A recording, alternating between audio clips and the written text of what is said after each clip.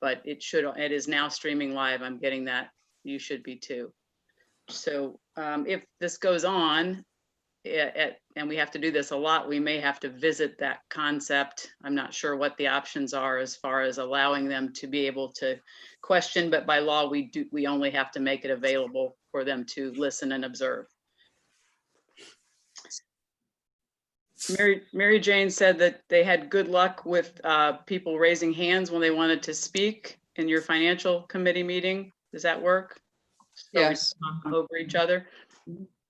Okay. All right, the broadcast is showing up on our Lake Lemon Conservancy board meeting YouTube page. So Good. Very good. we should be good to go. Okay.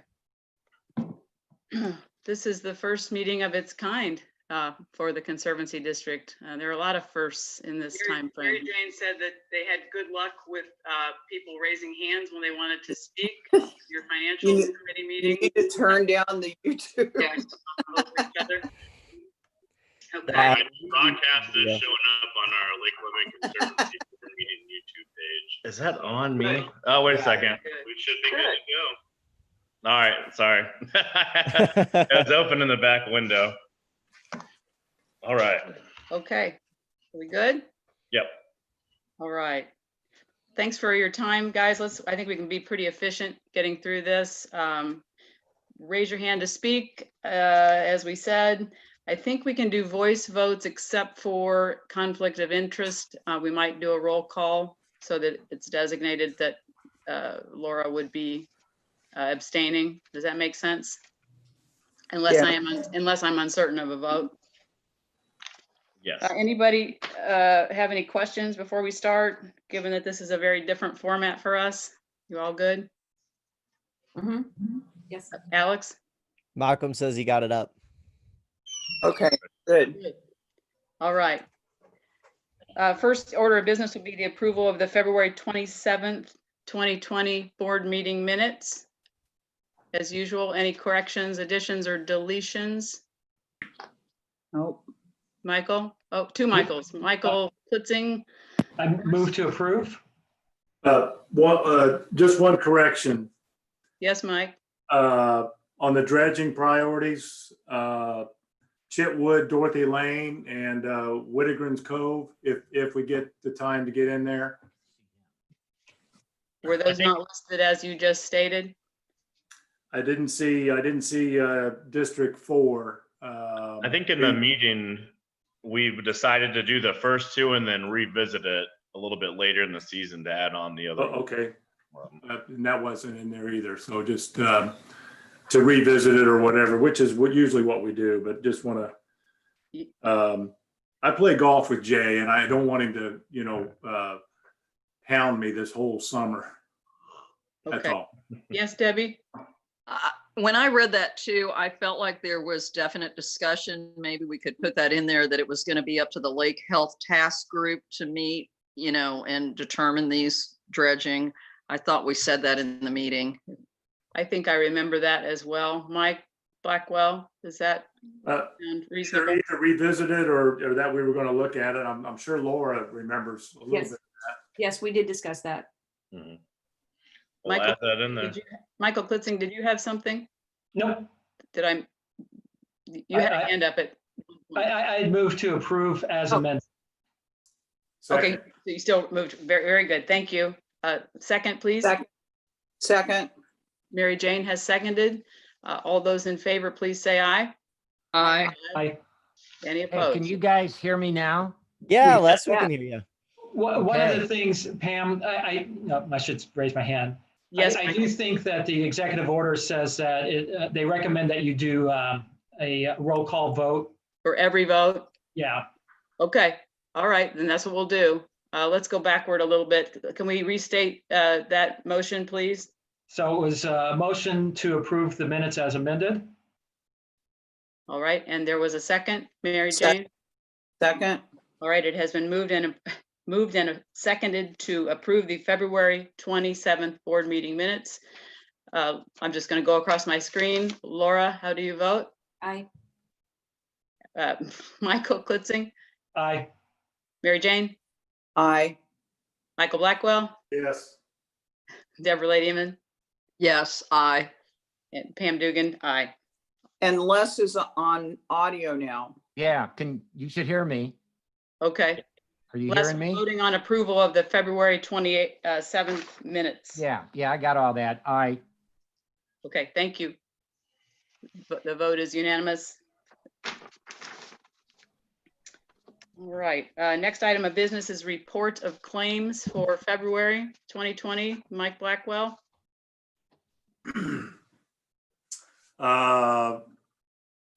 Income, $9,375 for February. Expenses, $20,218. Net income, a negative $10,843, basically salaries.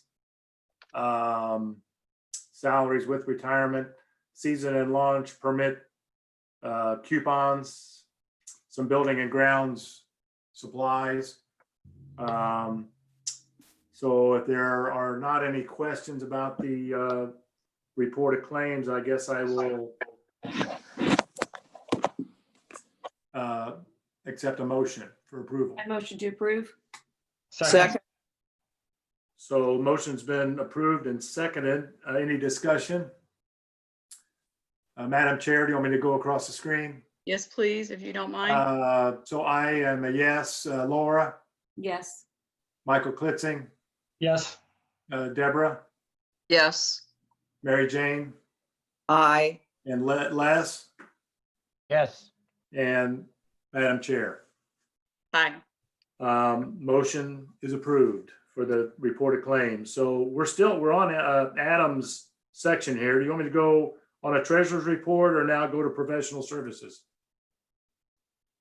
I'll do professional services. I really didn't explain it. I kind of put those together in the future where we can just vote on all those if we've read them and agree on them, just approve it at once. But I'll go ahead and go through those real quick. Unless I'll just go ahead and go through those. Yeah. Up next, we have the professional service agreement with Ken Mullis. This is who we utilize to haul out debris that we clear up on the end of the causeway. Really hasn't raised our prices in a decade. It's $250 per load, and that's when we rent the excavator, and he kind of loads it up and brings it over to our disposal site for us. There was a correction of the contract that you guys see. One of the dates is wrong. That has been updated to show the year of 2020. So if there's no discussion, I would like to seek a motion to approve the professional services agreement for debris hauling with Ken Mullis. I'll make that motion. I'll second it. Oh, I think Debbie has her hand up. Oh, hi, Debbie. Yes. I just had a question. What is Sure. the total amount we usually spend on that? It's like 250 per truckload is what we're approving. And I was just curious.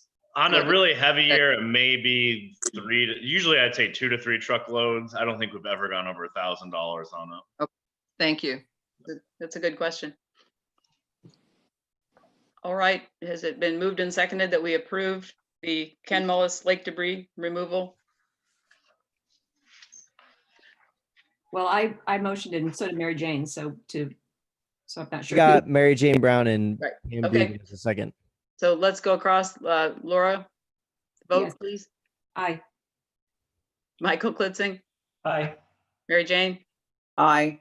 Mike, Yes. Blackwell, Yes. Deborah, Aye. and I vote aye as well. Thank you. Motion carries. So do I. Les, I'm sorry. Got Les, us. I'm sorry, Les. It's throwing me not being able to see your face. I got a smile face drawn there. Okay, motion carries. Next up is the fireworks contract. Adam, if you want to go ahead with that. Yeah, next we have the Independence Day fireworks contract. It's the same company that we used before. It is for $8,000, which we approved in the budget.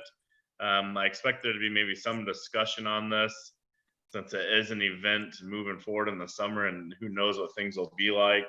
I do think that if we were to hold it, we could still have boaters.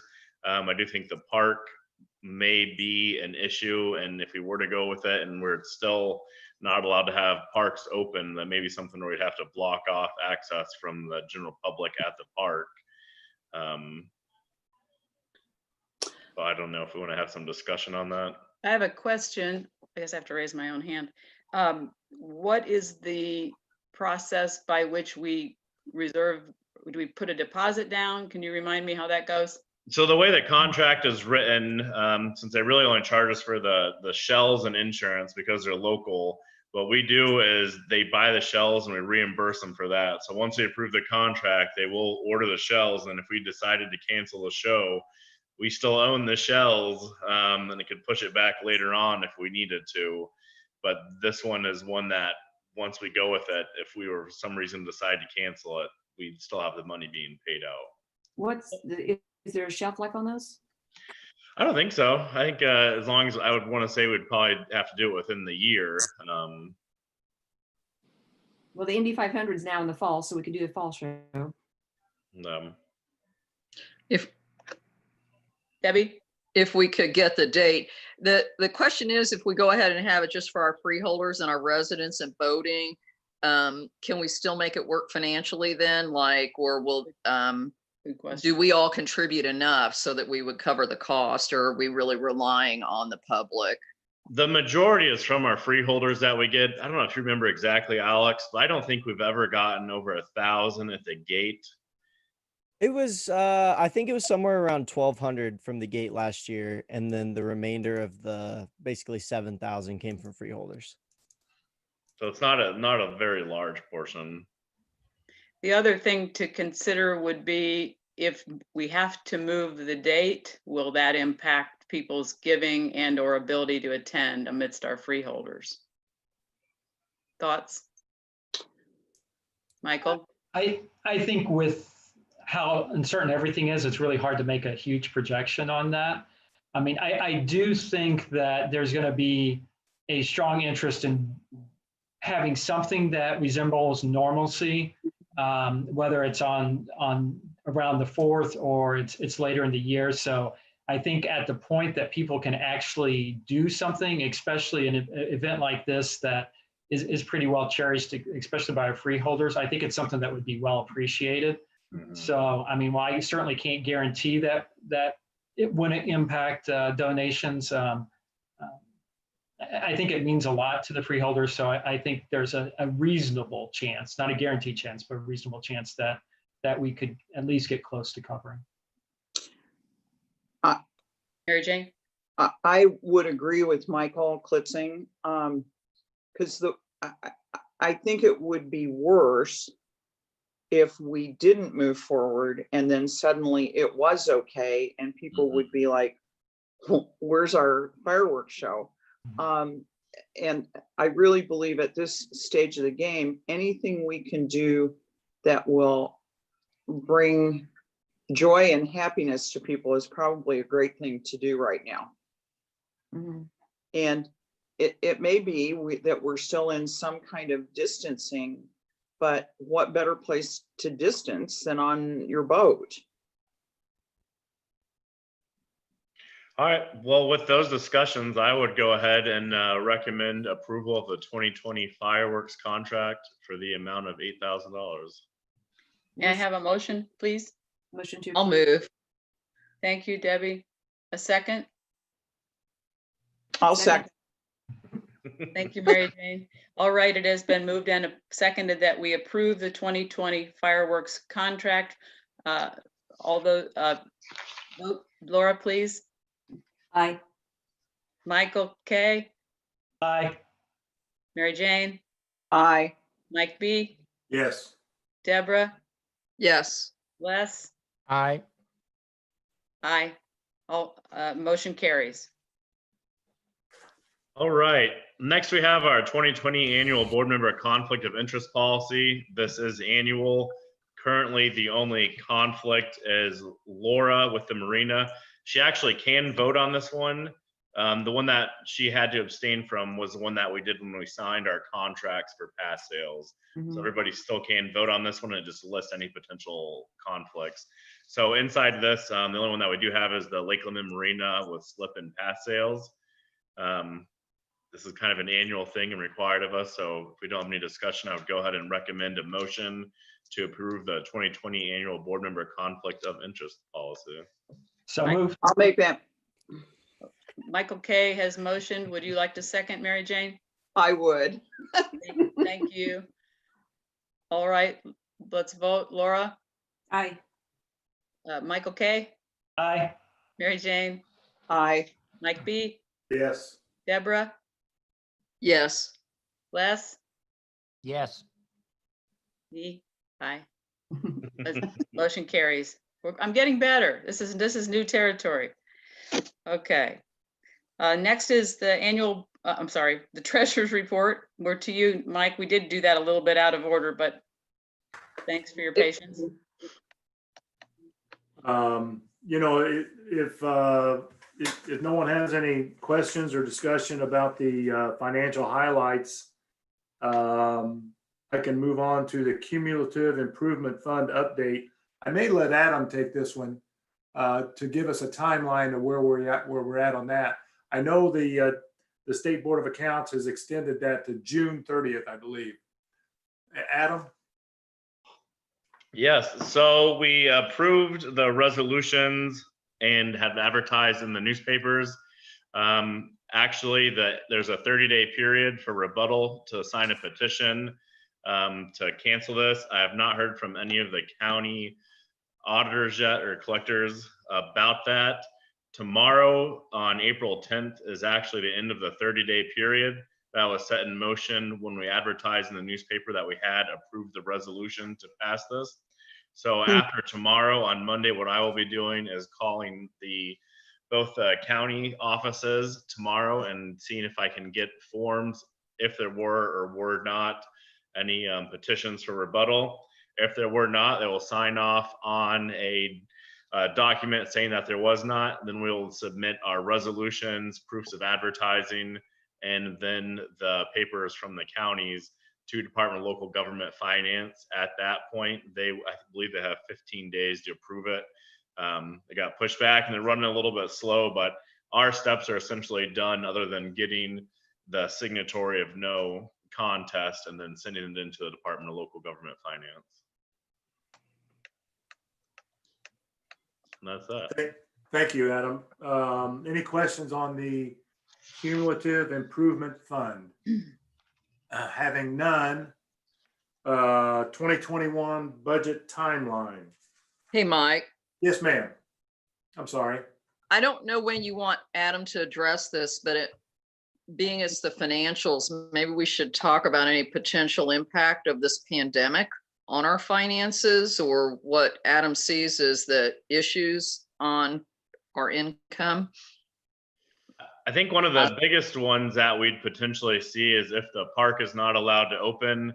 I think even once we go back to kind of normal operations, it'll be interesting to see if the state legislature will allow public beaches and swimming pools to open for the remainder of the summer.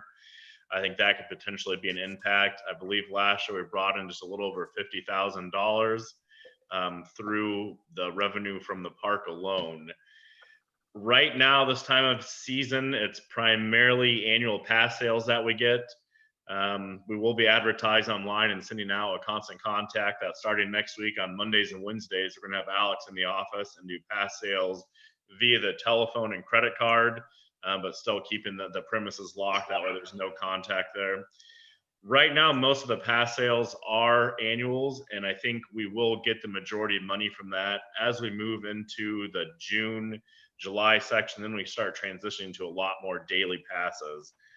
So hopefully by that point, we can have somebody in the gatehouse.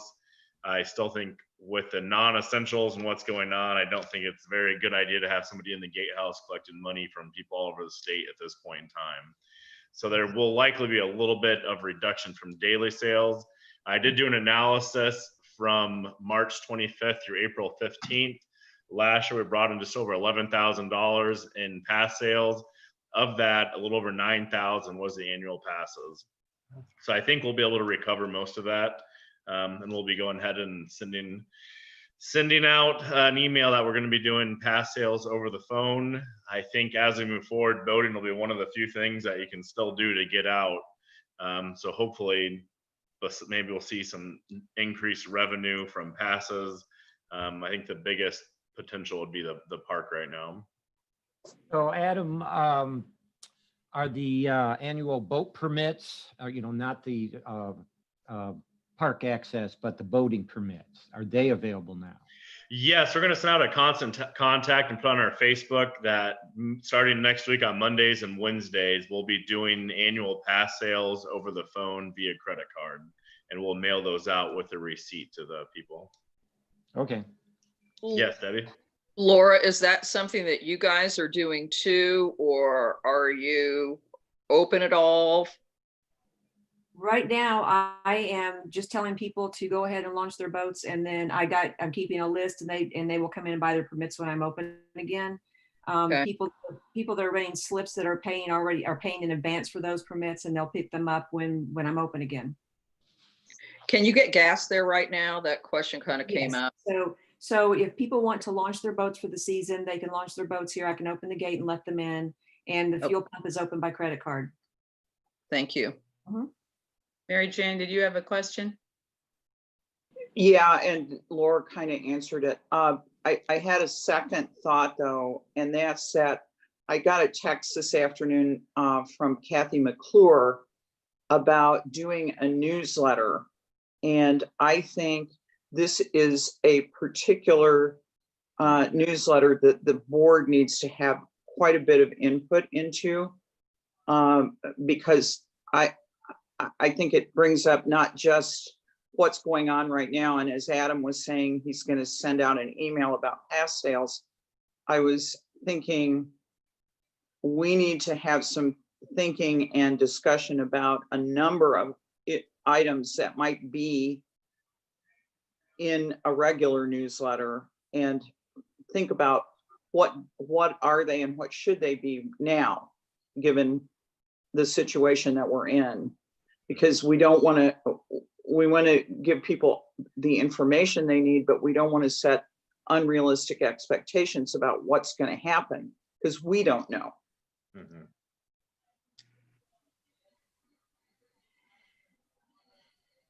Anybody? So are you? I agreed. And I did talk to Kathy when she was in here. I was open one weekend and had too many people in here, and so I decided to close down. But Kathy was one of them that came in that day, and yes, she talked about the newsletter at that point, and I agree with it. And she said all of these things like what's the marina doing, because people are asking those questions. We're doing what we can, but I'm still keeping distance and keeping the whole building shut down. So that kind of stuff should be out there. I actually would vote for not having a regular newsletter right now, and just doing some targeted bulletins that come from the lake manager. That's a good idea. Yeah. I kind of agree with that too. That way we can keep kind of an up to date more often about what's going on. And I can work on those. And then Adam can send out the communications via constant contact and update the Facebook page, which I think would give us even better coverage than just the newsletter. Right. Yeah, I agree. You know, this changes so quickly, you know, as we're going along, because, you know, the newsletter is kind of good for, you know, a few months, and, you know, this is happening weekly. So I agree, but people do need to know what's open, what isn't. Right. You know, obviously, the place is loaded with boats, if you've seen it. Yes. And see them behind Alex. Deborah, did you have your hand up as well? I was just going to say, this is a little bit related to Kathy, but the lemonade days and stuff like that, like any big time planning around the 4th, I think we need to keep that at bay. And the other thing that you didn't cover, Adam, on the finances was the fact that we may not get our property tax money on time because everybody's been given an extra 60 days to pay their taxes. So just FYI. Yeah, what I can do is I can send out a contact tomorrow on Friday via constant contact and start working on the website to get some information that's going on, and then just do either weekly or bi-weekly updates. And I would like to just go ahead and send those from the office from myself via constant contact. And then we can discuss, I can discuss with Pam and Mary Jane after this about some things that I may not have thought about to include in those correspondences. So you would draft them and then Mary Jane or Pam? Yeah, I would draft them and take their input on the things that they think Okay. we should cover and then send it out from the office. That makes sense to me. Are you all in agreement? Mhm. Mhm. I agree with that, but obviously, but I would like to, if Michael Klitzing has any things that he can share about the world of parks and Yeah. recreation that might help us think through things, I'd love to hear them. Sure, I mean, I was happy bugging to do so, right? I I mean, was right bugging now, him earlier today. yeah. I, right now, it's, I mean, the actions that, you know, Adam and Alex have done are exactly right on course as far as, you know, shutting down the gatehouse so that we don't have those contacts, making sure that we're minimizing just interaction with the public, with our staff. So those actions have all been appropriate, given the type of park that we have. I mean, closing, I mean, you know, sort of keeping it in our winter operations mode, I think is all appropriate actions. I mean, where for us, we've, you know, the governor has mandated that playgrounds appropriately be closed. So that, I mean, those types of things are all done. We're all kind of in a wait and see to see how this plays out as far as the reopening of you know, operations, programming, what have you. Was on a conference call with the Indiana Park and Recreation Association yesterday, and everyone's kind of in that same where we're planning for summer, but at the same time cognizant that summer might get canceled or partially canceled. Right. And the impacts that can have on our budgets as well. So, you know, everything we're doing is pretty appropriate. At some point, probably during this meeting, we'll have a conversation about fishermen and boats and stuff, and we can comment more on that. But I'm happy to, you know, look and provide any feedback for those updates that are going to. But the big thing is just, you know, I was actually quoted in the USA Today I think it was last week. The weeks are all blurring together now. It's like, if we want to get back, yeah, if we want to get back to normal anytime soon, we've got to stop acting like normal. And I mean, that's just the key. It's like, use common sense and keep appropriate distancing so that we can prevent the spread and keep the curve flat and people out of the hospitals. Absolutely. We'll talk about the under Park Master Plan. Why don't we talk more about the fishermen? Because I know I've received some concerns, and so has Laura, and we need to chat about that a little bit in that segment. I have a question. Yes, Laura, is your gate open? No, my gate is not open.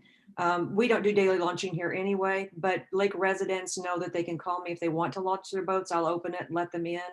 They can launch and then just pay later. I'm just trying to work with them so that they can get out boating. Thank you. Mhm. Yes, Alex. This is a slightly different topic. It can wait, but do you want me to put something in the chat on YouTube so I can make a sort of sign-in sheet to see who all attended the board meeting? Quote. Can you do that easily? Mhm. Please. That would be nice. All right. Budget timeline, I think, is where we left off before we started talking a little bit about these things, Mike. Okay. The office printed out the budget planner key dates for 2021 budget. I guess for our audience, I'll go ahead and read these, whether or not they got these in the packet or not. But April 9th, today, we're going to set our budget timeline. So tomorrow through June 20th, the committee, which I guess will form at the end of this, we will prepare our 2021 budget. June 20th, presentation of our 2021 budget, which should be at 10 a.m. at the park shelter. July 18th, that's my anniversary. Remember, my anniversary falls every now and then. It falls on a summer meeting. Anyway, that'll be our first public discussion of the 2021 budget. August 22nd, the second public discussion. there's a note there, all budget adjustments must be made by the conclusion of the August 22nd meeting, 2020. September 24th would be our public hearing. And then on October 22nd, again, if there's, as long as there's not a second wave of what we're suffering through right now, would be the adoption of the 2021 budget.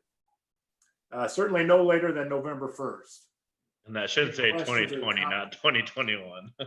Did I say 20? Oh, 2021. No, I had it wrong on there. You had it correct. Okay, apologize. So any questions on the timeline? And so, Madam Chair, last year it was you, myself, Deborah, and Adam. Any thoughts? I would be open. Deborah. I would be open to any other suggestions, but I'm happy with that if you all are. I think it was a great plan and you all did a great job. I agree. Deborah? I'd be fine with that. I just kind of wondered if maybe what about the finance committee? That thought. Have someone from I that. will tell you, That's not a bad idea. this, The only thing, I'm sorry, Mike, the only thing I would say is I can't come to that because Right. you'll have board members. But it could be another member of that committee. Right. Mike, what were you going to say? from all the meetings that we've had on telephone and et cetera, that we've called in, et cetera, this really worked, I thought. Kevin Fagan had really good ideas. Deborah, I thought that the sharing of ideas and being able to see everybody, we had a lot of good discussion, I thought. Then And- I think you should plan to include Malcolm and Kevin, and I'll just sit out. Oh, Why So- would okay. you have to sit- I agree, why do you have to sit out? because we can't have 4 board members on So- this So committee. you basically relinquish your spot to Pam is what you're saying. Yes, Because it's just the 3 of us right now, you, me, and Right. Mike. right. But if Pam's there, then I can't be. Yeah. But that's fine. I mean, that's fine. I actually agree wholeheartedly with Mike's assessment that certainly the other members of the task group have added a lot to it. So why stop? I'll give you your spot back if you want it. Maybe we could trade off. Well, we can say we've never had the finance task group in the past, so we can just say that we'll utilize the finance task group as our board budget committee. Then if we need to change out one of the board members or switch it up a little bit, we can do that. But we'll use the task group as the base of the committee. And I don't think we need any formal action on that, really just deciding who's going to be doing it. Yeah. That would be the end of the treasurer's report. Okay. All right, we'll get into one of the biggest things, the sediment management project. It's a little iffy and sporadic working with the regulatory agencies right now, since the majority are working from home and they're not able to do non-essential travel, if travel at all. So our on-site meetings have been canceled. We are still working with Christopher Burke to develop the site plans, and we'll move as far as forward as we can with the regulatory agencies as far as applying to our different permits and receiving their input. So we're still going to be moving forward with that. One of the biggest things that's coming up as far as timing, besides that, is ability to have public hearings. We will have to have a public hearing since we are utilizing tax dollars for the repayment of the bonds. So until we can have a public hearing, that pushes that back a little bit. I do have, go ahead, Michael. Yeah, one of the executive orders for the governor does provide provisions for allowing public hearings. So I haven't had to do that with the park board yet, but there is a mechanism by which, to some degree, it can be electronic, similar to this. So we can look into that a little bit further as well. Well, sounds good. I do have right now Baker Tilly and the bond council and finance council I have them working up the draft bond resolution. So essentially, we will resolve that we're going to be issuing bonds for this project and utilizing the taxpayer dollars. We will approve that bond, and then in our tentative plans, once we do have the site designs. After that, we do have to hold the public hearing, and we'll have to advertise that. There are advertising requirements. After the public hearing, then we can start moving forward with the bonding process. So once I get the resolutions and updated timelines from them, I will share that with the board, and then we can assess the steps moving forward on that. But it seems to be, especially with the regulatory agencies, there's a chance it may be getting pushed back a little bit for now. Who's our bond counsel again? The bond counsel is Patty Zelmer. Patricia Zelmer. Yes, yeah, Patty Zelmer. They also should be able to provide us. I'm sure Ice Miller has is up to speed on what's currently allowed, so they should be able to give us guidance as far as how to do the public hearing component in these digital COVID-19 ages. So perfect. So that's kind of where we are on that. We're moving forward with the site design, and I'm moving forward with the council getting the bond resolutions and timelines. We'll bring that as soon as we have that. I do have some more discussion for finance, and I guess it does relate right back to the sediment management project. So I'm going to go ahead and do that, and we'll come back to the park stuff. First thing is the SRF versus private bonding project requirements. Some of the things that we are noticing is SRF is requiring some additional testing, such as archaeological site visits, an analysis, additional wetland analysis. And one of the things that we are going to have to do if we utilize SRF is utilize both of the disposal sites. Utilizing just the overflow pond will not fit the 100,000+ yards that we're hoping to remove. We believe the land-based site would be able to fit close to that, and I'll know more once I have our final site designs. But with the SRF, we are mandated to utilize the overflow pond and create a wetland there. They're also asking about the development of plans for wetland maintenance moving forward and such things as biomass harvesting, so actually removing plants to remove phosphorus and continuing that. So there are a lot more requirements that will be ongoing as far as management of the wetland, which does result back to time and money. If we were to go through the open bond market, the process for bonding is essentially the same, but we would be able to utilize potentially just the field site, the open field site, and not have to use both of them. Once we get the cost back from Baker Tilly, looking at the two different rates, we can discuss that a little bit more, and I'll try to come up with some financial impacts from one way or the other. So I think that's just kind of ongoing. Talking with Patricia Zelmer, I do have her writing the bond resolution to allow us to utilize SRF and the open market. So we'll give us leeway on that with the resolution. one of the things, Adam, you might, to the degree that we can, if we can estimate, those ongoing costs, if we go the SRF route versus the private market too. That way, I mean, even maybe SRF we can get a lower rate, but if the ongoing cost is more, it might be close to a wash. Yeah. And when I was working with a couple of the wetland companies that actually plant this stuff, they're estimating around $4,000 to $5,000 per acre planting. So if we do have to plant, say, 10 acres of wetland, we're looking at $50,000 just in the planting, which would come out of potential sediment removal. But I will work on something, and we'll come back to the board once we have those options with the different financial impacts. Debbie?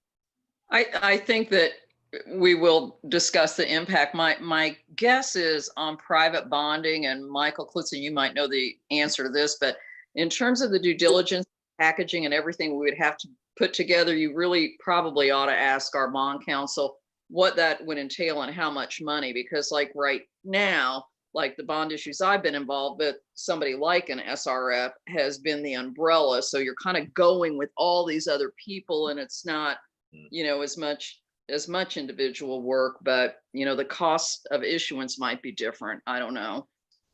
I can find out about that. Take some notes here. So we're moving forward on that. There may be some delays. We're doing as much as we can now, and hopefully we can progress as we can. Along with that also is the purchase, and we actually discussed this in our finance task group, of an off-road dump truck. We have had in the projected bond revenues that the 0.2 million is $200,000 for a new off-road utility truck. We're hoping ours would last until we had those revenues. Last November it quit working. It's a 1987 European truck, and there's really not any good way to put money into it. So we will have to purchase a truck to do any maintenance or private dredging, and even site prep in the field location for the sediment management project.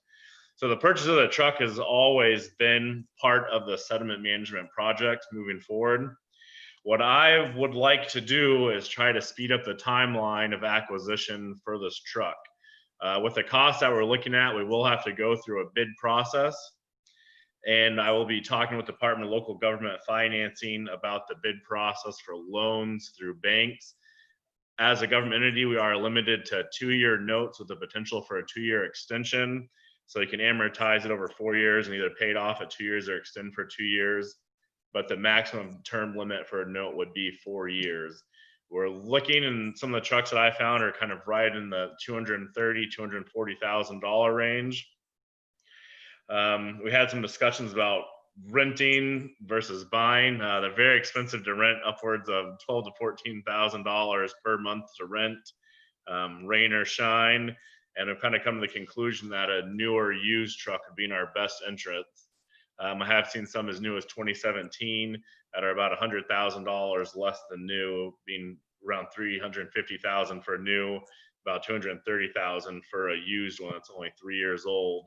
What I would like to do, if I get the permission, is to go ahead and utilize our equipment bidding procedures that we have in the past for our dredging equipment and other excavator, and go ahead and start that and start looking what we can get from banks as far as rates.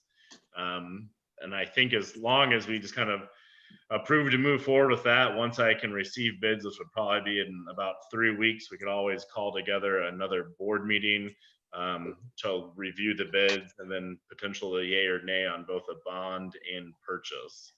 I do have one of the trucks that we're looking at is actually getting delivered Monday. It's a little bit smaller than what we currently use, but we think it may have some benefits as far as usability within our compact site. So we are going to be renting that for a week to do site prep disposal, and that way we can actually test out one of the exact units that would be up for potential purchase. I'd like to open that up for discussion, but I think we need to find a solution to move quick with the acquisition of a truck, just so we continue our normal operation. I'd like to hear from those of you that were in that meeting, your thoughts, Debbie, Mary Jane, Mike B. Go ahead. Okay, so the truck that's going to be delivered on Monday, Adam and Clinton will be using that, I think, possibly for a week to see if that's going to do what they need. It's a 25-ton versus the 40-ton we currently have. But I'm, since we discussed this pretty heavily in the finance committee, I'm of the thought that if this particular truck works, it is a 25-ton truck. Now, this is where Kevin Fagan really had some good ideas. He pressed Adam to negotiate with these folks, once we get that truck down here, and see really what their bottom dollar is. And I certainly endorse that. And Chris McAllister, a lot of firemen here know who he is. He's a race enthusiast. So once we get that truck here, I'm gonna press forward and try to get Chris to give us his best deal on that truck. But I hope the 25-ton truck works. So and we've got to continue our operations. So that's what I have to provide from the committee. In my discussions with McAllister as well, they did say that there wouldn't be an issue of applying any rental funds. Say we end up renting this for 3 weeks before we can potentially purchase or receive bids on the vehicle. If we were to move forward with the purchase of this truck after a rental period, they said they would apply those rental funds to the purchase price as well. Mary Well, Jane. Adam, Oh, sorry, Mike. yeah, it's Les. Yeah, Adam, is there any value at all to the existing truck or just salvage value? I just salvage value. I've actually had the case, a fellow by the name of Quincy who sold us our small excavator, and we've rented equipment from him. He's actually been working to try to find somebody that would take that on a trade-in towards the vehicle as well. But he's having a hard time moving an 87 truck without a transmission. So I would be willing to bet that we would have to do similar what we did to the old truck, say it's at the end of its lifespan, and then probably get scrap value for it. I will be talking with McAllister or whoever we go through to see if there is any potential trade-in value with that. But I don't believe we're going to get very much out of it more than what the metal's worth. Okay. Thanks. Mary Jane, did you have a comment? Well, I was just going to add that one of the things that we talked about, and I fully support this approach, but one of the things we talked about at length in the task group was about how we would actually make the payments, and that we got into kind of a lengthy discussion about we potentially will end up using money that was earmarked for the sediment management project from that property tax increase that we had last year. And this truck will be used certainly for that, but it will also be used for all of our other dredging work. And the task group felt that we just needed to make that very clear to freeholders that we understand we made a commitment, but we're now in a situation where we need the truck before we get the bond, and we kind of need to move forward. So and this was projected in the bond revenue, so the idea would be to utilize notes for expediency, and then when we receive the bond monies, we could go ahead and pay off the loan balance at that time. So this really just allows the acquisition of the truck in a quicker time frame. Deborah, do you have some thoughts on all this? Yeah, I fully support the purchase. It was always going to be part of the whole sediment management program. So using what we have budgeted right now for bond loan proceeds payback is the line item that we're going to be using to make these financing payments that are probably going to be $48,000 to $50,000 a year. I think is what we were kind of thinking. So the thought would be we've got to do that now. And because of COVID, everything else, the bond process is lagging a bit, and that we will borrow enough money and then pay that off and still have that money for, it's just a timing issue in my mind, that is all. So. Exactly. Okay, that's how I see it as well. Anybody else? What action do we need to take?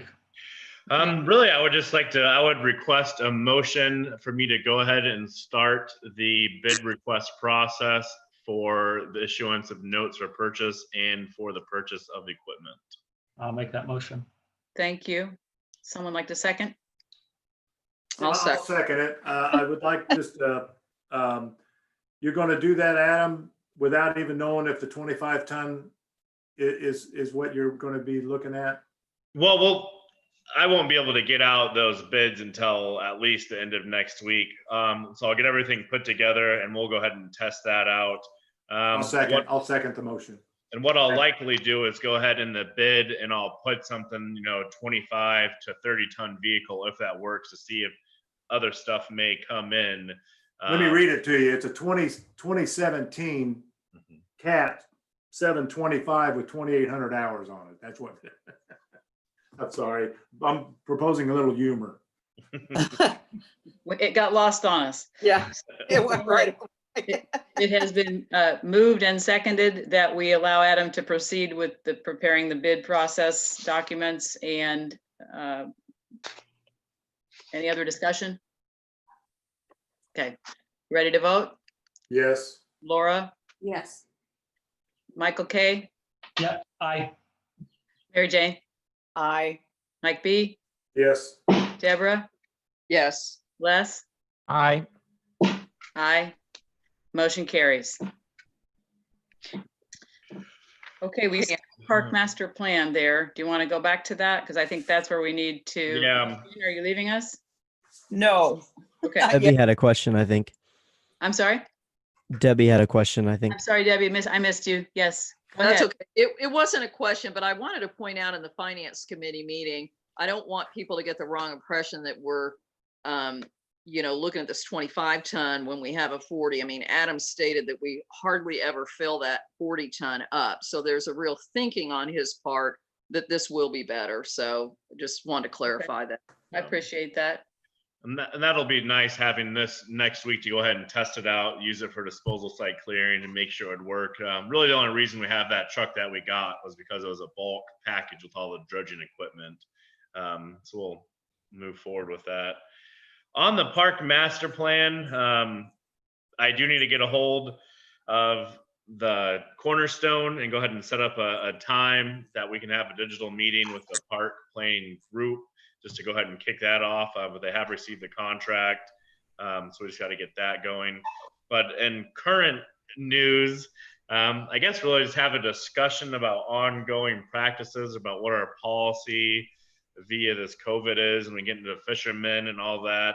To start off, what we have done is we've closed down the offices. I guess now it's through April 20th, according to the mandate. I have still been going in a couple times a week to process bills and carry on things that we have to do to stay on top of our government work. The gatehouse is closed down. The park closed signs are up and the gates are up. We have had some people utilizing the park, but it's usually just a handful of cars and people walking dogs or shoreline fishing. I really don't think that's much of an issue. Having the back gates locked really prevents large gatherings. You can't bring out grills and coolers and heavy equipment. So I'm not really sure there's more that needs to be done as far as limiting the use of the park. It's pretty minimal this time. And I think it's pretty important for people to be able to get out and fish. We have had a ton of boaters out there. We actually developed this nice codes of conduct form for this year that emphasizes the distancing, utilization practices. And we haven't been able to hand those out since we don't have people at the gatehouse. What we are going to start doing though is printing out vehicle tags that state that we will be selling our passes via phone call and credit card. On the backside, it will have the codes of conduct. And we're gonna go down there and kind of keep track of some of the vehicles and just leave them on their windshields. That way people can get them directly in their hand on the fishermen. We're also going to be putting signage on the gatehouse and the sign by the ramp with the codes of conduct and requesting people leave extra room between themselves and especially docks and private property during these times. In order to help limit some of the boating capacity, we had a few past couple of times we went there, we've actually had just tons of boats there, just all over, even if the back lot's not full, they're just parked all through the yard and grass, and they've kind of been a mess since we can't be there to orchestrate them.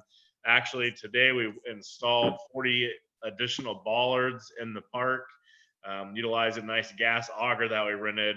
So we have put bollards along the entrance of the park and then back to our overflow areas to try to keep boats from going everywhere. And then that way, once our lots are full, there's not anywhere for them to go. So if we are hitting that type of capacity, people will not be able to continue. So I would just like to kind of open up for discussion about additional procedures, what we're thinking. I still don't believe it's time to open up the gatehouse or try to make money. We'll have some revenues, but I think we have to wait at least until the governor's mandate to even think about that. Yeah, I think putting the stuff on people's windshields, you know, a good alternative, you know, and you got two messages there, one about buying the tags and the other one about, you know, the code of conduct. So I like that idea. Adam, were you going to possibly alter or put an addendum on the fishing rules as we had discussed? It currently says 50 feet is the distance there to keep away from any given freeholder, dock, other boats, etc. During these times, we had talked about putting an addendum that they are not to be crawling on anybody's dock to retrieve a lure that they cast into someone's canopy or onto a boat. They probably shouldn't be doing that anyway, but they really shouldn't be doing it now. And Laura, that's what we've gotten some complaints about, I think, or fishermen touching people's docks and boats. And that's certainly a realistic complaint. Yeah, we can, right now it says to, you know, not to approach docks if there's somebody there, to stay 50 feet away if not, and then try to remove lures without causing damage. But we can put in there that caught on a dock, you're snipping the line. Yeah. So we can actually put some verbiage in there about that. Does that sound reasonable to you all? I just don't think we need to go there anymore. We probably shouldn't have beforehand, but really not now. Mary Jane? I think this all sounds great. I mean, and we need to and I would just stress, I think we need to maintain whatever the state mandates. And people will need to understand that. Okay, I agree. And in addition to that, they're speeding. Speeding is an understatement through the idle zones. I mean, one fisherman that I actually saw him. The bow of his boat was clearly above the lake, and he left the Chitwood area and went around Bean Blossom Creek. And I would put something in there with you know, speeding through the idle zone, whatever, and then whatever consequences you put on that. And I was wondering, do you take a picture of these guys' license plates when they're parked there? Can we send them a bill? I don't know if I want to get into that. We generally keep a list of the license plates during the season when we're open. If fishermen get there, they get there at 4 or 5 in the morning. We'll write down the license plates and leave a tag for them to pay. Okay. It gets a little gray, I think, taking pictures of license plates and then sending a bill, especially because I'm not sure we'd be able to find addresses. But most of the fishermen are annual pass holders.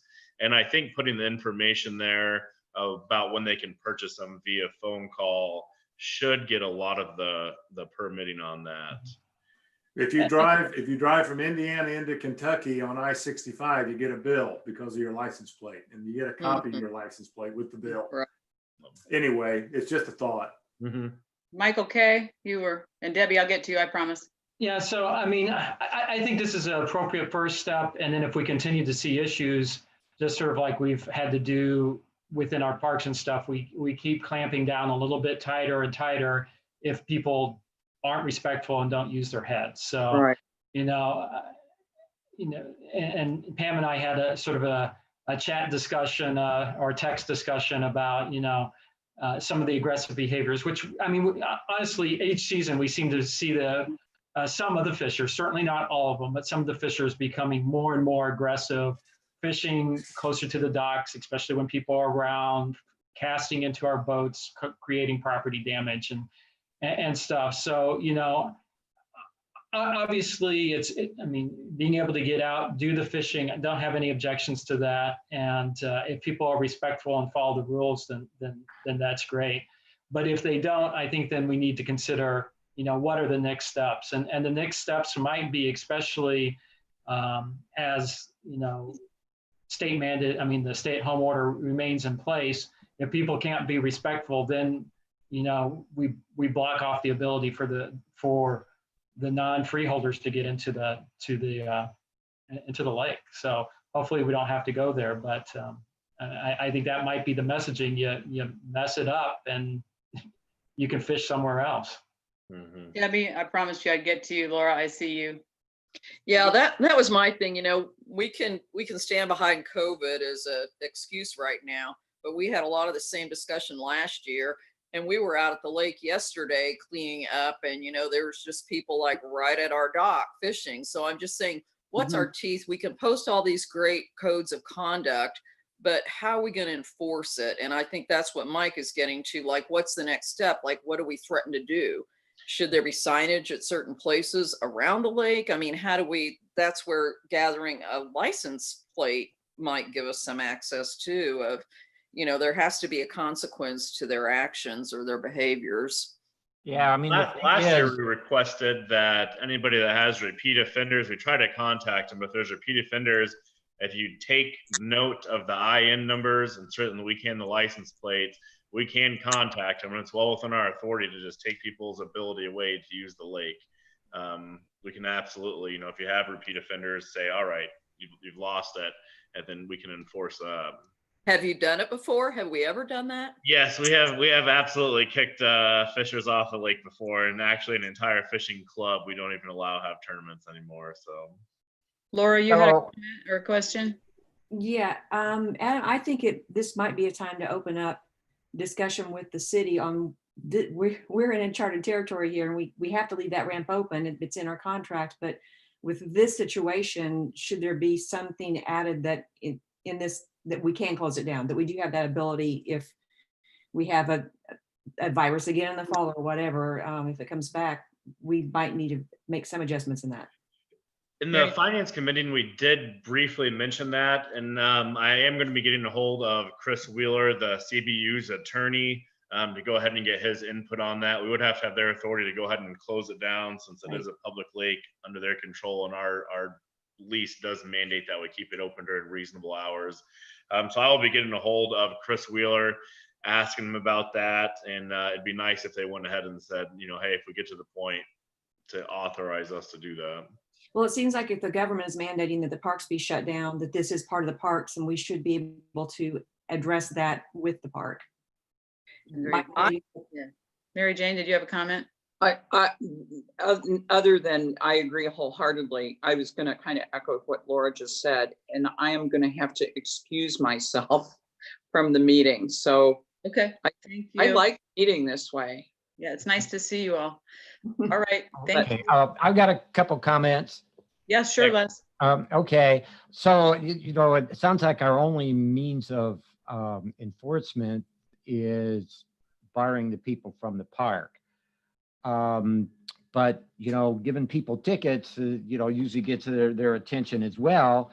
But it sounds like we don't really have that authority. So I'm kind of wondering if we were able to swing a deal with the IUPD cadets again, if they would have the authority, since they would be, sworn peace officers and that sort of thing. Adam, what do you think? And have you had any more contact with their police? I did contact the new police chief, and I've contacted with the guy that's actually in charge of their recruiting. As of now, I have not heard back of anybody that's available. I think the school kind of shutting down has put a little bit of impediment on availability of cadets that are there since they're no longer on the campus. Yeah. Okay. Well, I'm just thinking if we could somehow finagle authority to issue tickets, that would be, a way to hold people responsible.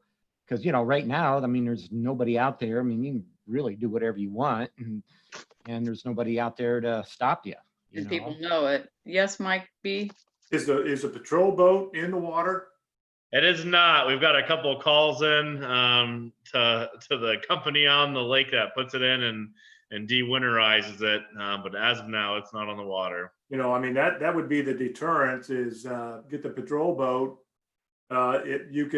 We can staff the patrol boat because of public safety. People keep talking about COVID. We can do that. We can staff it. And then I think we have some kind of technology where we can call DNR and we can call them. DNR will only enforce the state regulations. They've told us this and time again. And as soon as we can get the boat on the water, I agree. I think it'd be great for myself or Alex to be able to get out there on nice days, especially during this time, and go drive around and yell at people. Just also a note of clarification, we talked about the mandate to close parks and stuff, and the state parks are open and they're not charging. So they're really got a deal going similar to us. The only thing is any facilities that they have, like campgrounds, nature centers, all that kind of stuff, is not open, but you can still go there and go hiking and drive around and sightsee and stuff. So I think we're on par with what those other folks are doing at this point. Debbie? That's what I was going to ask Michael, if you knew that when the statement was made. I looked at the CBU's website just the other day on Parks and Recs, and it's my understanding those parks are open. They're Yeah. just the behavior. I thought maybe you could enlighten us, Michael. Yeah, correct. I mean, they're not mandating that parks themselves be closed. Components of parks, playgrounds, I forget the term that the governor used, but public attractions, basically, places that people congregate are things that are intended to be closed. Amusement is what he said, public amusement. But open grounds, the governor during some of his press conferences has openly encouraged people to go out onto the trails, use the state parks and stuff. So you're absolutely right. The park itself isn't mandated to be closed, but taking those actions like we have to make sure that we're not staffing the gates and those type of things, keeping kind of those public areas where people gather, the northern part of the park locked up like we have. Those are all consistent with what the intent of the governor's executive order is. So. The problem is not the park, it's the behavior of the people in Right. it. We were in Florida just before all this really started shutting down, and they were closing public beaches. Michael, I think I texted you about this. Yes.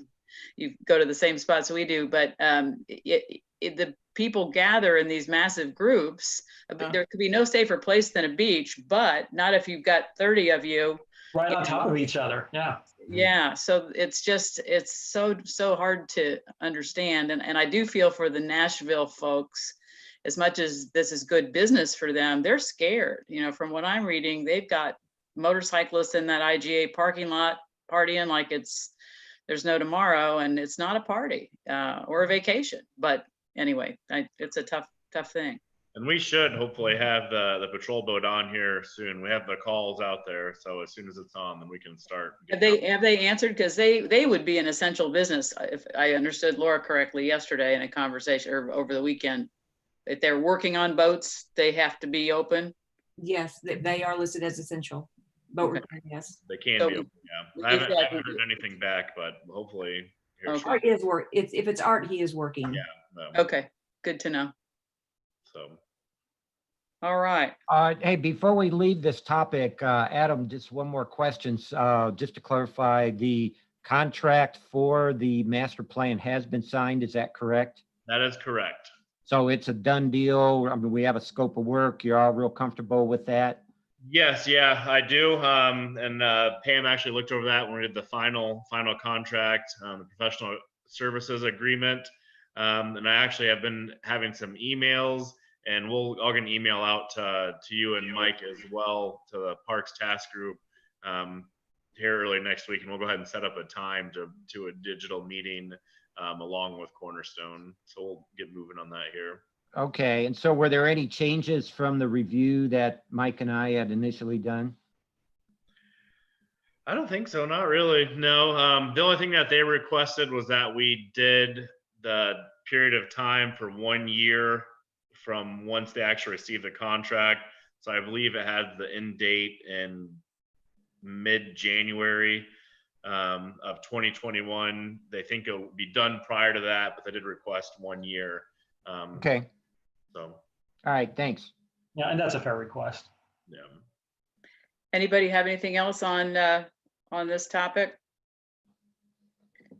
Okay, it would be at this juncture that we would have public comment, and I'll just say to you folks who've been kind enough to tune in, thank you. We appreciate you. We will work going forward as to maybe a more interactive style if we need to continue this for very long. I'm not sure if you heard me at the beginning. You may not have the feed may not have started. Does anybody have any new business for future agenda? I just wondered, Alex, can you tell how many people are on the YouTube page right now? Yep, there are 7 people watching now. We've been streaming for 69 minutes, and I've got Kathy McClure and Malcolm, Brian Postlethwaite, Ann Robluski, and Vince Britt all quote signed in on the chat screen. Very nice. Very well. All right, as you see on your agenda, we are going to determine the next board meeting date as things change. I would envision a May meeting would be another of this style, but you know, nobody knows for sure. So at this point, we will leave that to be announced. Has this time, the 4 o'clock time slot, worked for you all? Should we need to do this again instead of waiting till 6 o'clock? Yes. Everybody's good? Okay. Like I said, I'm so busy, you know, I mean, I have so much to do. No, Well, I can do it anytime. okay. Michael Klitzing, I know it might have been more of a challenge for you, so we're glad you could join in. Fortunately, I've got a 2 o'clock with the mayor every day with all the city department heads. And usually I don't have anything booked at 4 o'clock just because. And so usually we're off by 4, so it shouldn't be an issue. Okay, very well. Well, I want to thank Adam and Alex especially for their extra efforts. You all made, you know, they got a little time away from the office, but they've been working hard. Adam is through there, I know, a few times a day. I'm glad you guys both live close. That makes me sleep better at night. Everybody's working hard in some way or another, and this is not an easy time, but it will get better. And I'm glad to see you all well. And with that, I would entertain a motion to adjourn. So Alex, sorry, Yes. Michael. Alex, sign Scott Adamson in. Scott Adamson. Yeah, thank you. Did you make a motion to I will adjourn? second the motion. All right, it has been moved and seconded that we adjourn. Laura, Yes. Michael K, Who made the motion? I did. Michael Klitzing, and it was Thank you. seconded by Mike Blackwell. And Thank I you. vote aye. Thank you, Mike B. Yes. Deborah, Yes. Les, All right. aye. Motion or meeting adjourned. Thank you all. Stay safe. Stay You too. happy. Thank you. Keep smiling. Thank you. Smiling's not contagious.